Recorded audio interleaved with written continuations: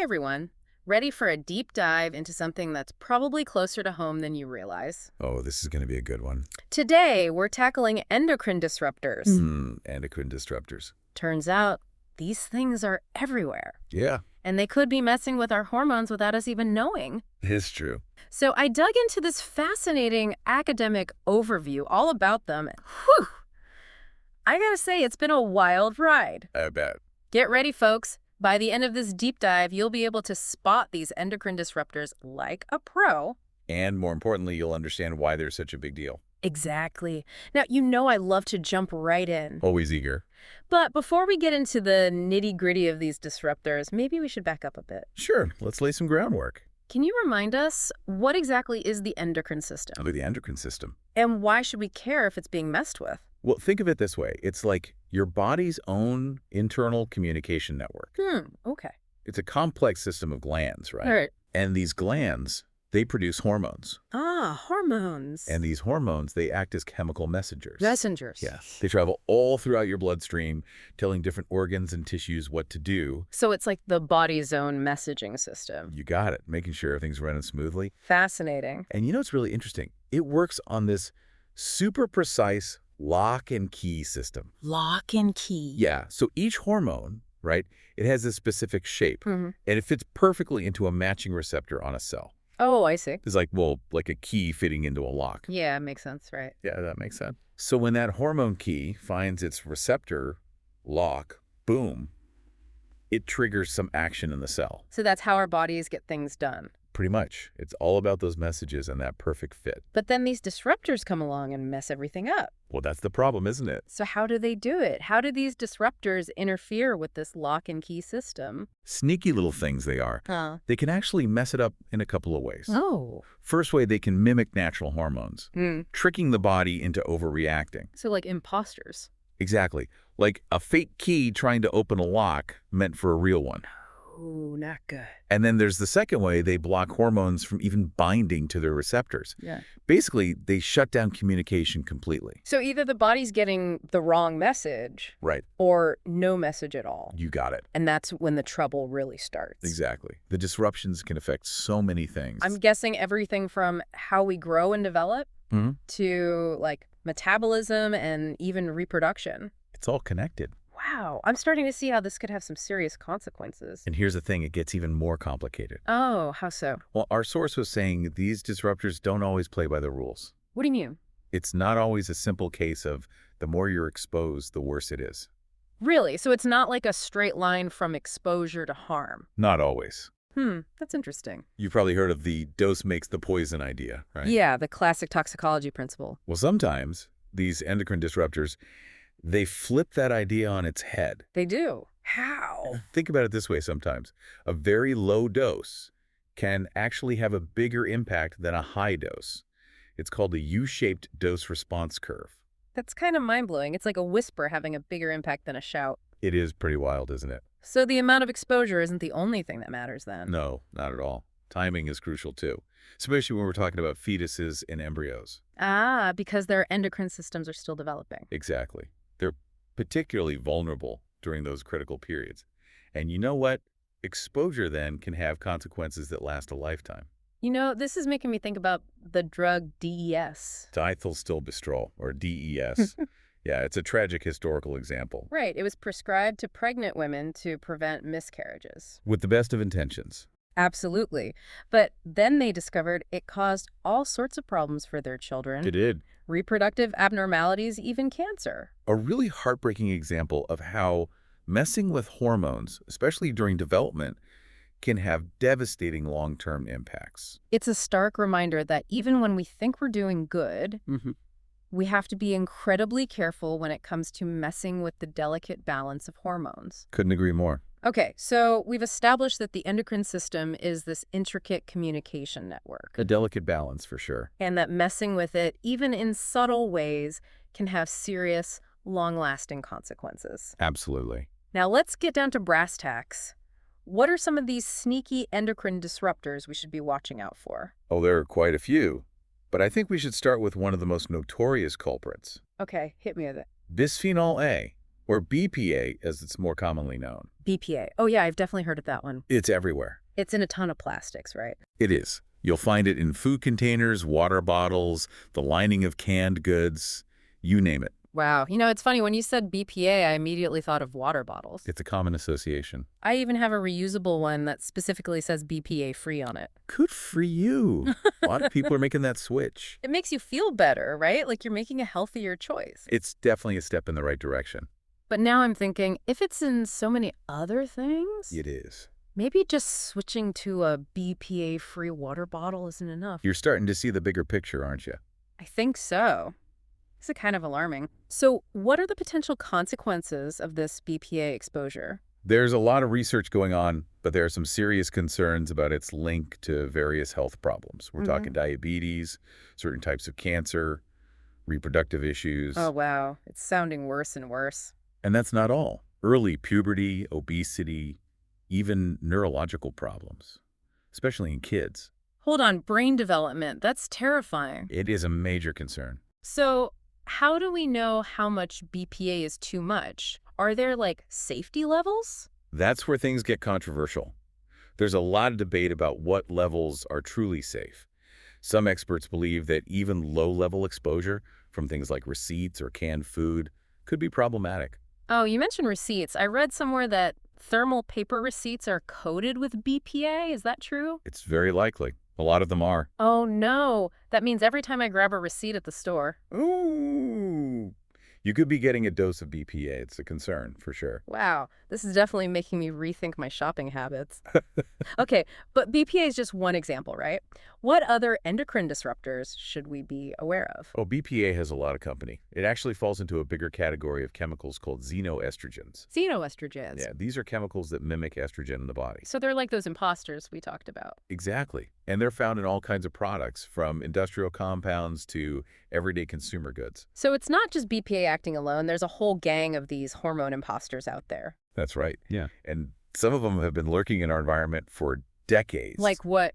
Give me an example. You've heard of DDT, right? DDT. Yeah, vaguely. Wasn't that a pesticide? That's the one. It was used widely for a long time. But I thought they banned it. They did, in many countries. Because it was harmful to wildlife and the environment, right? Exactly. But here's the scary part. DDT is so persistent. Persistent. It doesn't break down easily. Oh. It lingers in the environment. Oh, no. In fact, they've even found traces of DDT in ice samples.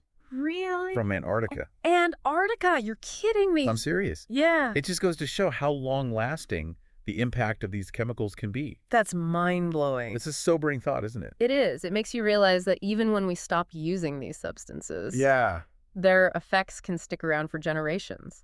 Okay, so we've got BPA hiding in our everyday products It's sneaky like that. and DDT hanging out in Antarctica. It gets around. Who else is on this endocrine disrupting hit list? Oh, plenty more. There are PCBs, for instance. PCBs, what are those? They were used as industrial coolants and lubricants. Coolants, so like in machinery. Right. But they've been linked to a whole bunch of health problems. Cancer, reproductive issues, you name it. I actually remember reading about those terrible poisoning incidents in Japan and Taiwan. Oh, you mean the ones caused by contaminated cooking oil? Yeah, that was a real tragedy. So many people were affected. It's a stark reminder that these chemicals aren't just some theoretical threat. Right. They can have real devastating consequences. Okay, so PCBs. Check. Who else? Who else indeed? This is turning into quite a rogues gallery. We've also got PBDEs, which are flame retardants. Flame retardants. Yep, they're found in electronics, furniture, even textiles. So, like, that new couch smell might not be so harmless after all? Could be more to it than meets the nose. And what are the concerns with PBDEs? Well, a big one is neurodevelopmental issues, especially in children. Wow. It seems like everywhere we turn, there's some potential endocrine disruptor lurking. It's a lot to take in. It can be overwhelming, I know. I'm starting to feel like I need to live in a bubble. Don't worry. We'll talk about ways to reduce your exposure in a bit. Okay, good, because I need some actionable advice. We've got you covered. So what else is on this list? Well, there are phthalates. Phthalates? Yeah, those are used to make plastics more flexible. Oh, so in things like soft toys. Exactly. But also flooring, medical equipment, even cosmetics. Hold on, cosmetics. What are the concerns there? There are worries about their impact on male reproductive health. among other things. Okay, I'm really starting to see how these chemicals can affect almost every aspect of our health. Is there anything else, or can I breathe a sigh of relief? Just a few more worth mentioning, and I promise we'll move on to solutions. Okay, lay it on me. There's perfluorooctanoic acid, or PFOA. It's used in nonstick coatings. So, like, our frying pans. Yep. And it's been linked to endocrine disrupting effects. So those convenient nonstick pans might be coming with a hidden cost. Possibly. Then there's oxybenzone, found in a lot of sunscreens. Sunscreens. Now they're messing with our sun protection. Well, there's some thought that it might have estrogenic effects. Wow. It seems like we can't catch a break. And lastly, there's tributyltin, or PBT, used in anti-fouling paint for ships. Anti-fouling paint? What's that? It prevents barnacles and stuff from growing on the hulls of ships. Ah, makes sense. So what's wrong with it? It has a huge impact on the environment, especially marine life. Disrupts their endocrine systems. Oh, man. We're really messing things up, aren't we? It's a lot to consider, for sure. But don't despair, we're going to talk about what we can do about all of this. Good, because right now I'm feeling a little overwhelmed. It's understandable. But before we get to solutions, I think it's helpful to understand where we're most likely to encounter these endocrine disruptors. Okay, that makes sense. So where do these things tend to hide? Well, you might be surprised to learn that one of the biggest sources is food, especially animal products. Really? What, like meat and dairy? Exactly. They can accumulate fat-soluble pollutants like PCBs and DDT. So that steak or that salmon fillet... Could be delivering more than just protein. Ugh, that's kind of creepy. I'm starting to get a little freaked out by my fridge. It's something to be aware of. And then there's indoor air quality. Oh, yeah, indoor air pollution. That's been a hot topic lately. And for good reason. But it's not just about things like mold and dust mites. What else is there? Household dust could be a problem too. Wait, dust? You're telling me my dust bunnies are harboring endocrine disruptors? Think of it more like tiny particles in the dust that can contain these chemicals. Oh, okay. So it's not the dust itself, but what's in it. Right. And this can be a bigger concern in homes with older building materials or poor ventilation. So that musty old house smell. Could be more than just old furniture. This is a lot to process. I know, it's a lot. But don't worry, we'll talk about ways to navigate all of this. Okay, good. Because I'm starting to feel like I need to wear a hazmat suit just to do laundry. We'll get there, step by step. So we've talked about food and dust. Now let's talk about something a little closer to home personal care products. Oh, no, not my shampoo and lotion. I know. But unfortunately, a lot of everyday products can contain endocrine disruptors. So what are we supposed to do? We'll get into specifics later, but a good general rule is to try to avoid unnecessary chemicals whenever possible. Okay, makes sense. Keep it simple. Exactly. And choose natural alternatives whenever you can. Got it. So what else? Another potential concern is clothing. Clothing? Seriously? Especially those made with synthetic fabrics or screen-printed designs. Oh, you mean like that cool graphic tee I just bought? Could be harboring some phthalates. It seems like no matter where we turn... There's a potential endocrine disruptor lurking. Exactly. It's making me rethink my entire wardrobe. Well, before you toss out all your clothes, let's talk about the environment itself. Okay, the environment. So many of these chemicals, they end up in our water sources and soil. Oh, right, from all those products we use. It's all connected. And once they're in the environment, they can contaminate everything, from the food we eat to the water we drink. It's a vicious cycle. We create these chemicals, use them in our products, and then they end up polluting the planet and coming right back to us. It's a sobering thought, and it's one of the reasons why understanding endocrine disruptors is so crucial. I agree. It's about protecting ourselves, but it's also about protecting the planet. Absolutely. And it's about making informed choices. Okay, I'm ready for those informed choices. What can we do to reduce our exposure to all of this? Great question, and that's exactly what we're going to dive into next. Okay, I'm feeling a little overwhelmed by all this talk of endocrine disruptors. They're in our food, our dust, even our clothes. It's a lot. I know, it can feel like we're surrounded. But before I swear off all plastic and move into a cave, let's talk solutions. Is anyone out there doing anything about this? Are there scientists and regulators fighting the good fight against these sneaky chemicals? Absolutely. There's a lot of research happening right now trying to understand these endocrine disruptors and how they affect both human and environmental health. So at least we're trying to understand the problem. But research takes time, right? Are there any actions being taken right now to protect us? Well, one crucial step is monitoring. Agencies all over the world are tracking the levels of these It's chemicals. tracking them. Yeah, both in the environment and in people. So are we seeing any positive trends? Are the levels of some of these endocrine disruptors going down? Well, there is some good news. The levels of some of those really persistent pollutants like DDT and PCBs have been declining since their use was restricted. Oh, that's good to hear. It is. But it's not all sunshine and roses, unfortunately. We're seeing a rise in other disruptors, like PBDEs.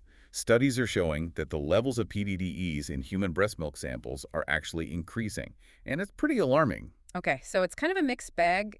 Some progress, but new threats emerging. What about regulations? Are governments stepping up to protect us from these chemicals? What's happening here in the U.S.? Well, in the United States, the Environmental Protection Agency, the EPA, has an endocrine disruptor screening program. Endocrine disruptor screening program. That sounds promising. It is, in theory. The goal is to identify and assess chemicals that have the potential to disrupt the endocrine system. Sounds like they're on the right track. So is it working? Is the EPA cracking down on these harmful chemicals? It's been a slow and challenging process, to be honest. The program's faced a lot of delays and controversies. There have even been accusations of industry interference. Oh, come on. Bureaucratic hurdles and industry pushback. That's so frustrating. It's a common problem, unfortunately, especially when you're dealing with complex scientific issues in powerful industries. But that's why it's so important to keep pushing for stronger regulations and holding those in power accountable. I agree. We can't let these industries put profits over public health. So the U.S. is making some efforts, but slowly. What about other parts of the world? Are there any countries taking a more proactive approach? The European Union has generally been more cautious when it comes to endocrine disruptors. They've been quicker to restrict or ban certain chemicals. Oh, really? Even before there's absolute proof of harm in humans? Often, yes. They operate on what's called the precautionary principle. The precautionary principle, what's that? The idea is that it's better to take preventative measures when there's a potential risk, even if the evidence isn't 100% conclusive. That makes sense to me. Why wait until there's definitive proof of harm when you could be taking steps to prevent it in the first place? Exactly. But of course, this approach has its critics. Some argue that it stifles innovation and economic growth. So it's that classic balancing act again. Isn't it always? Protecting public health without unnecessarily hindering economic progress. It's tough. But hold on, didn't the US and the EU clash over this very issue during those trade negotiations a while back? You're probably thinking about the Transatlantic Trade and Investment Partnership, the TTIP negotiations. Yeah, that's it. What happened there? Did endocrine disruptors become a bargaining chip? In a way, yes. The U.S. negotiators really pushed the EU to weaken their regulations on endocrine disruptors, arguing that their approach was too restrictive and not based on sound science. So basically, the US was advocating for weaker protections to benefit their own industries.